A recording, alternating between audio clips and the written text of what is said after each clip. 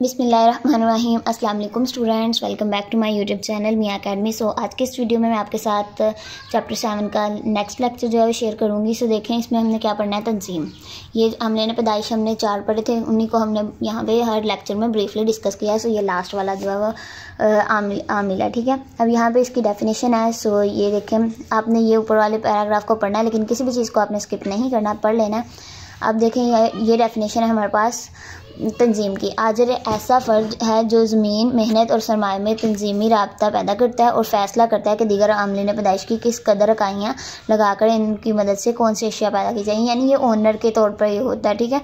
यही सारे कारोबार को देखता है कि किस तरह से कौन सी ज़मीन इस्तेमाल की जाए, कितनी मेहनत लगेगी, कितना सरमाया लगेगा। सो ये क्या तंजीम का काम होता है। ये आप पढ़ लीजिएगा, ठीक है। ठीक है, इसे मैंने जो इम्पोर्टेंट चीज़ें नहीं हैं वो मैं आपके साथ उसी टाइम पे शेयर कर देती हूँ। ये लॉन्ग क्वेश्चन के लिए इम्पोर्टेंट नहीं है, नोट फॉर लॉन्ग, ठीक है। सो लेकिन फिर भी आप फ्राइज जो है वो आजर के ज़रूर जो याद कर लें, ठीक है। आप हेडिंग्स याद कर लें, अंदर वाला आप खुद भी लिख सकते हैं, ठीक है। यहाँ पर आपके पास 8 जो है वो हेडिंग्स बताई हुई हैं। फॉर एग्जांपल आप देख लें, माल की ख़रीदारी।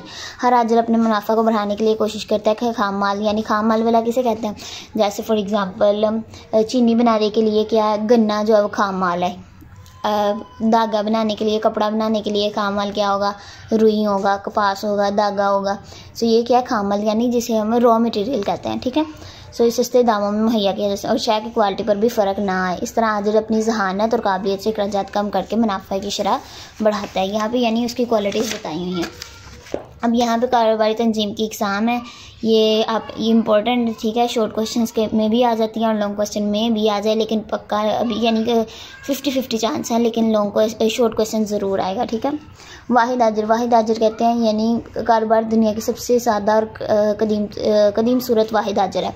यानी एक ही शख्स जो है वो पूरे कारोबार को जो है वो उसका मालिक होता है, उसे देखता है कि किस तरह से नफ़ा ज़्यादा होगा, नुकसान होगा। यानी अगर नफ़ा होना है कारोबार में तो उसी ने ही झेलना है, अगर नुकसान होना है तो उसी को ही मिलेगा, ठीक है। सो ये क्या है, यानी एक ही आजर जो है वो अपने पूरे कारोबार को देखता है, ठीक है, और फैसला करता है कि क्या किया जाए आगे। शराकत कहते हैं पार्टनरशिप, यानी 2 से 20 अफराद तक जो है सरमाया लगाते हैं और मिलकर एक कारोबार करते हैं। यानी ये देखें, जब 2 या 2 से ज़ायद अफराद कारोबार में अपने सरमाया को बड़े पैमाने पर लगाने पर राजी हो जाते हैं तो इसे क्या कहते हैं, शराकत का कारोबार।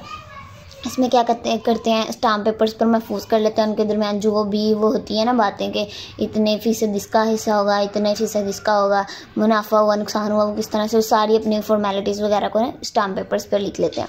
आगे आगा मुश्तरका सरमाए की कंपनी कारोबारी दुनिया की सबसे बड़ी है और मकबूल अहम जो कारोबारी किस्म है। ये जॉइंट स्टॉक कंपनी वाली बात कह रहे हैं कि जिसमें कितने ज़्यादा जो होते हैं वो अपना हिस्सा जो है वो डालते हैं, फिर बाद में उसके मुताबिक जो है काम करते हैं।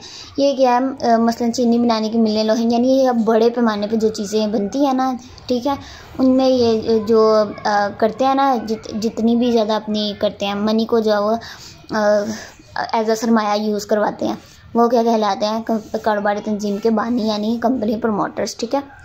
और इसके अलावा यहाँ पे अंजुमन इमदादी वाहमी आ जाएगा। ये आपको ये ऊपर भी डेफिनेशन लिखी हुई है और यहाँ पे भी डेफिनेशन लिखी हुई है, जो आपको इजी लगती है आप वो कर लीजिएगा। ऐसी कारोबारी तंजीम जिसमें एक ही सन्नत या पेशे के लोग मिलकर अपने मखसूस माशी और माशरती मकासद को हासिल करने के लिए मुत्तहिद हो जाएं, यानी इकट्ठे हो जाएं। यानी फॉर एग्जांपल एक पूरी फैक्ट्री है, उसमें कितने ज़्यादा मजदूर हैं, सो वो चाहते हैं कि अगर उनकी सैलरी बढ़े तो वो क्या करेंगे, एक तंजीम बनाएंगे और उसी में जो है वो अपने जो है वो जो करेंगे कि अपने यानी उनका जो ओनर होगा ना उनसे गुजारिश करेंगे, जो यानी रिक्वेस्ट करेंगे कि हमारी जो इनकम बढ़नी चाहिए, इस तरह के, यानी वो इकट्ठे होने के लिए अंजुमन कहते हैं एक यानी सोसाइटी बनाना। इमदाद बाहमी यानी उसकी अंजुमन कहते हैं सोसाइटी को, इमदाद बाहमी कहते हैं इकट्ठे जो मदद होती है ना उसे कहते हैं।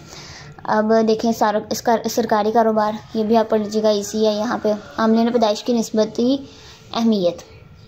अब यहाँ पे क्या है, ये मैंने आपके साथ में फर्स्ट लेक्चर में शेयर किया था, चारों आमलीन पैदाइश कौन कौन से होते हैं, ज़मीन, मेहनत, सरमाया और तंजीम।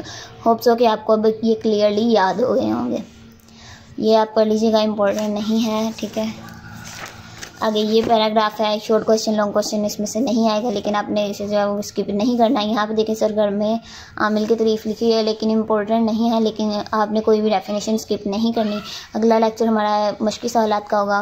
उम्मीद है कि आज का लेक्चर पसंद आया होगा। प्लीज़ प्लीज़ प्लीज़ चैनल को सब्सक्राइब किया करें ताकि मेरे जो मुझे मोटिवेशन मिले और मैं आपके साथ जल्दी से जल्दी इस बुक को कवर करूँ। अब हमारे 7 चैप्टर जो क्लियर हो चुके होंगे एक्सरसाइज के लेक्चर के बाद।